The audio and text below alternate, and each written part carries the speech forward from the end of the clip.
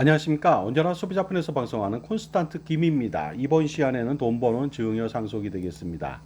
증여를 했음에도 불구하고 오히려 나중에 세금 폭탄을 맞는 사례가 있습니다. 정말로 어처구니 없는데요. 여기에 대해서 알아보도록 하겠습니다. 자, 증여하는 이유는 딱 한 가지입니다. 바로 상속세를 줄이기 위해서 증여하는 것이 되겠습니다. 그런데 상속세를 줄이지 못하는 증여도 있습니다. 무엇일까요? 증여라고 하는 것은요, 제가 볼 때는 증여세를 줄이기 위해서 면세점 증여, 그러니까 증여세 없이 증여하는 것은 절대로 우리가 지양해야 됩니다. 하지만 지향해야 되는 것이 있습니다. 그것은 바로 마중물 증여라는 것이죠. 콘스탄트 김의 마중물 증여가 되겠습니다. 이것은 뭐냐면요, 적은 증여세를 물더라도 보다 많은 재산을 상속 재산을 사전에 증여함으로써 상속세를 줄이고자 하는 노력이 되겠습니다. 그러다 보니까 증여세 없이 증여하는 것보다는 증여세를 약간 물고 저율의 증여세 있잖아요. 10%, 20%, 30%를 물고서 나중에 50%를 피하는 그런 방식이 바로 마중물 증여가 되겠습니다. 더 많은 물을 깃기 위해서 우리 마중물이라고 하는 것은요, 처음에 펌프에다가 한 바가지 정도 넣고 열심히 펌프질을 하면 한 바가지보다 더 많은 엄청난 양의 펌프물을 얻을 수 있는 이치와 동일하다고 보시면 되겠습니다. 따라서 증여세를 아끼려 든다면요, 증여세는 줄일 수 있으나 상속세는 절대로 못 줄이니까 미성년자한테 2천만 원, 성년자한테 5천만 원을 10년 동안 증여하면 증여세가 없다고 얘기하는 말을 절대로 믿어서는 안 될 것 같습니다. 자, 면세점 증여라고 하는 것은 바로 세금 없이 증여하는 것이죠. 10년 동안 성년자녀한테 5천만 원을 증여한다면 증여세는 없겠죠. 미성년자녀, 만 19세 미만인 자녀한테는 2천만 원을 증여한다면 증여세는 없습니다. 하지만 증여세는 한 푼도 내지 않지만 재산 이전 효과가 전혀 없겠죠. 10년 동안에 5천만 원 증여해서야 20년 동안에 그러면 1억 원 증여하고 30년 동안에 1억 5천 증여한다면요. 급기야는 100년 동안에 겨우 5억밖에 증여하지 못한다면은 과연 상속세를 줄일 수 있을까요? 절대 그것은 불가라고 생각을 합니다. 자, 그러다 보니까요, 이렇게 증여하다가는 나중에 상속세 폭탄을 피할 수가 없게 됩니다. 가령 101억 원을 가지고 있는 자산가가 있다고 가정해 보겠습니다. 현재 상속세가요, 27억 4천만 원 정도 나오거든요. 그런데 성년자녀 2명한테 면세점 증여를 한 겁니다. 5천만 원씩 2명한테 1억 원을 증여한다면 증여세는 발생하지 않겠지만요.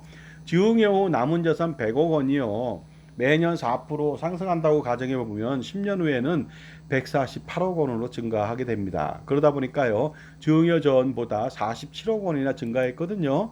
증여를 했음에도 불구하고 이렇게 된다면 상속세를 50% 가정 시 10년 동안에 상속세가 무려 47억 원에 50%니까 23억 5천만 원이 그냥 늘어버렸습니다. 증여를 했음에도 이런 문제가 생기니까 마중물 증여를 하지 않으면 안 되겠죠. 면세점 증여는 그래서 절대 불가라고 생각을 합니다. 그리고요, 148억 원짜리 8억 원을 갖고 있는 자산가가 성년자녀 2명한테 5천만 원씩 또 1억 원을 증여한다고 가정해 보도록 하겠습니다. 매년 148억 원 중에 1억 원을 증여하고 난 147억 원이 매년 4% 자산 증가한다면 10년 후에는 218억 원으로 불어나거든요. 무려 70억 원이 늘어납니다. 그렇기 때문에 상속세를 50% 가정 시 무조건 상속세는 35억 원을 더 내야 된다는 것이 가장 큰 문제가 아닐 수 없습니다. 그러다 보니까요, 어떻습니까? 약간의 증여세를 물고 마중물 증여를 할 필요가 있겠죠. 101억 원 자산가한테는요, 성년자녀 2명한테 5억 5천씩 총 11억 원을 증여한다고 가정해 보겠습니다. 매년 4% 남은 재산이 증가한다고 봤을 때 있지 않습니까? 90억 원이 10년 후에는 133억 원이 됩니다. 그러다 보니까 어떻습니까? 증여 전보다도 마찬가지로 32억 원이 늘었네요. 그러다 보니까 상속세를 50% 가정 시 32억 원에 대해서 16억 원의 상속세를 피할 수 없으니까 이러한 마중물 증여도 효과가 별로 없어 보입니다. 자, 그렇다면요, 마찬가지가 되겠습니다. 자산이 좀 더 많은 133억 원, 3억 원 자산가가 성년자녀 2명한테 5억 5천씩 마중물 증여 11억 원을 한다면 마찬가지로 매년 4% 남은 자산이 증가할 때 10년 후에는 181억 원이 됩니다. 무려 48억 원이 상승했죠. 그러다 보니까 상속세 24억 원을 피할 수가 없게 됩니다. 그렇기 때문에요, 저는 이렇게 말을 합니다. 10년 단위 증여하는 것은 옳습니다. 좋다고 볼 수 있습니다. 하지만 최초 증여할 때요, 반드시 엄청나게 많은 재산을 증여해야 됩니다. 융단 폭격 증여를 해야 되고요. 수증이를 다양화시켜서 보다 많은 재산을 넘기고 나서 그 다음에 10년을 기다렸다 증여하는 것이 가장 좋은 효과가 있다고 볼 수가 있겠습니다. 융단 폭격 증여라고 하는 것은 이런 것이죠. 101억 원 자산가가 성년자녀 2명한테 10억 5천씩 증여를 마지물 증여를 합니다. 그러면 21억 원이 되겠죠.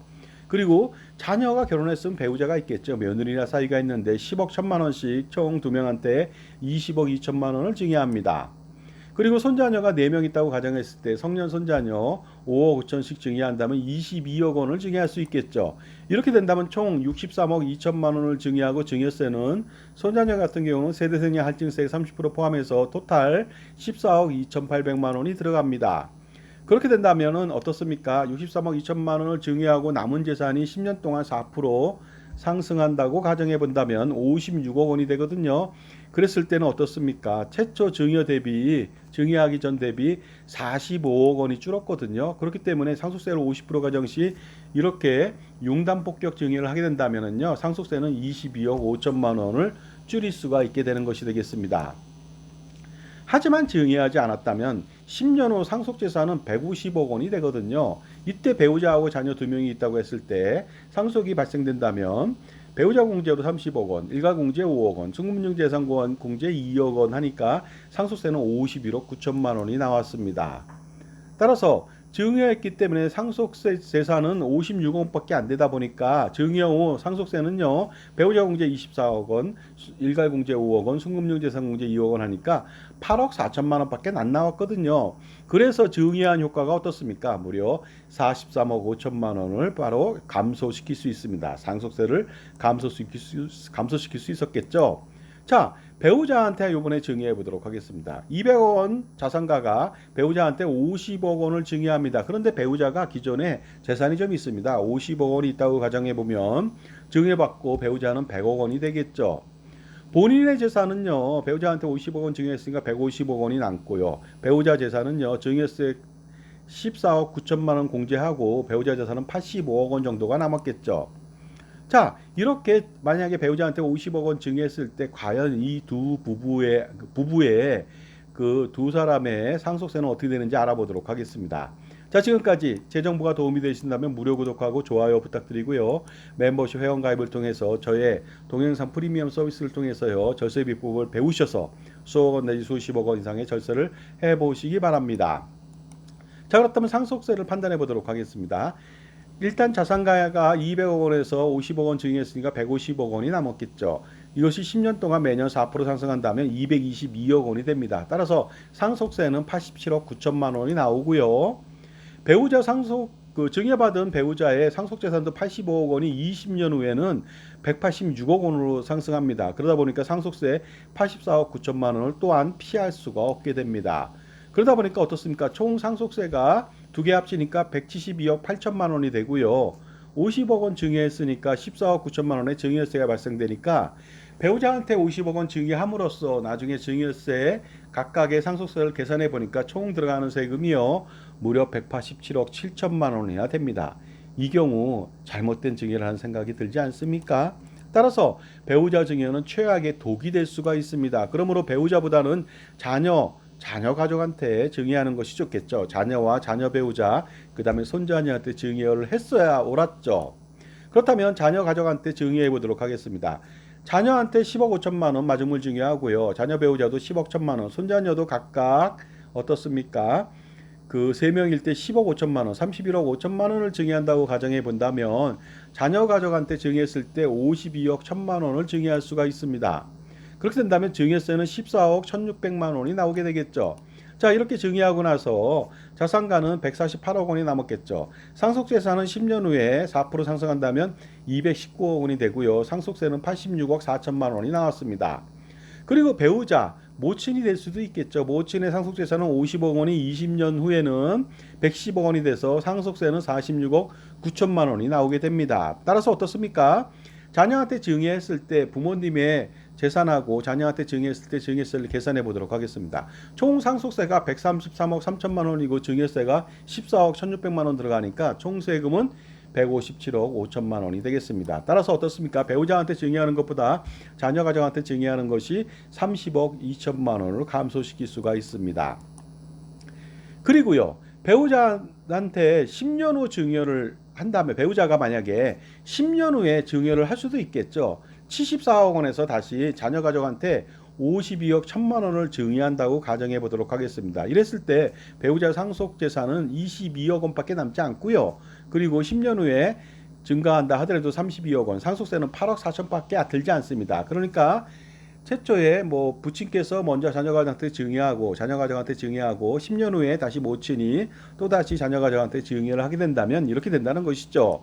자, 그렇게 된다면요, 총 상속세는 8억 4천만 원이고요, 증여세는 14억 1,600만 원 들어가니까 어떻습니까? 총 세금이 22억 6천만 원이다 보니까 배우자의 상속세도 무려 24억 3천만 원을 줄일 수 있는 그러한 증여로 인해서 이 정도를 줄일 수가 있다는 것이 되겠습니다. 자, 이번에는 부동산의 건물을 한번 증여하는 경우를 한번 알아보도록 하겠습니다. 일반적으로 그 부모님이 빌딩을 가지고 있을 때 건물을 증여하는 경우가 다 반사입니다. 왜냐면요, 자녀한테 소득을 만들어주고 부동산 중 건물을 만들어주려고 부동산 중 건물을 증여하는 경우가 빈번한데요. 만약에 이렇게 된다면 나중에 상속세 폭탄을 피할 수가 없게 되니까 반드시 조심하실 필요가 있습니다. 자, 어떻게 상속세 폭탄이 내려지는지 알아보도록 하겠습니다.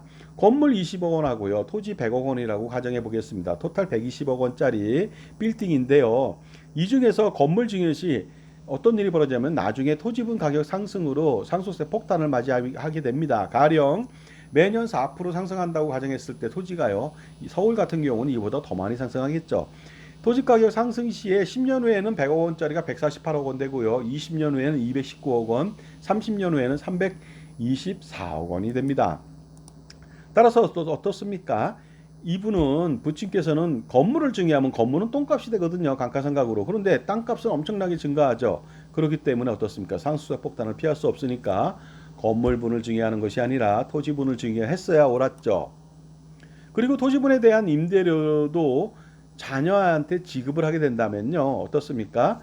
토지분에 대해서 증여하고 나서 건물분은 부모님이 갖고 있지만 임대료가 발생하지만 건물도 토지분의 지대를 지급해야 되기 때문에 자녀한테 임대소득을 발생시켜서 자녀의 자산을 증식시킬 수 있고요, 본인도 자녀들도 종합소득세를 경감시킬 수 있고 건보료도 경감시킬 수가 있습니다. 자, 그리고 이번에는요, 창업자금 증여특례를 알아보도록 하겠습니다. 이것은요, 증여했을 때 5억 원까지 증여세가 없고 50억 원까지는요, 나머지 45억 원의 10%밖에 증여세를 안 냅니다. 4억 5천이죠. 물론 100억 원까지도 증여할 수가 있습니다. 종업원이 10명 이상이라면요. 그랬을 때 100억 원을 증여하더라도 5억 원 공제하고 9억 5천밖에 증여세를 내지 않다 보니까 어떻습니까? 굉장히 좋다고 창업자금 증여특례를 하는데, 나중에 이것이 어떠냐면요, 기간에 관계없이 증여 후 보통은 10년 후에 사라지잖아요, 상속재산에서. 근데 이것은 10년이 아니라 100년이 지나더라도 나중에 상속세에 포함이 됩니다. 그러다 보니까 좀 불리한 점이 있겠죠. 따라서 창업자금 증여특례를 하게 된다면 사후관리 요건 등이 까다롭기 때문에 창업자금 증여특례보다는 콘스탄트 김의 NGP 플랜을 통해서 가수금 활용하는 것이 가장 더 효과적이라고 볼 수가 있습니다. 그렇기 때문에 여러 가지 증여를 통해서 증여세와 상속세를 줄이고요, 더 이상 증여 못하니까 법인을 설립해서 콘스탄트 김의 NGP 플랜을 통해서 그 부모님의 남은 재산을 더 이상 늘어나지 않도록 동면시키고 동결시키는 가수금으로 활용한다면 이 투 트랙으로요, 엄청난 상속세를 줄일 수가 있습니다.